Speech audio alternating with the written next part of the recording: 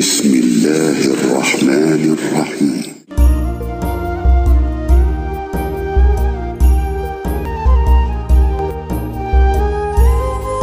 الحمدللہ رب العالمین والصلاة والسلام علی سید الانبیاء و خاتم النبیین. السلام علیکم، میں ہوں نوید احمد اور آپ دیکھیں میرا یوٹیوب چینل قرآن حدیث اردو.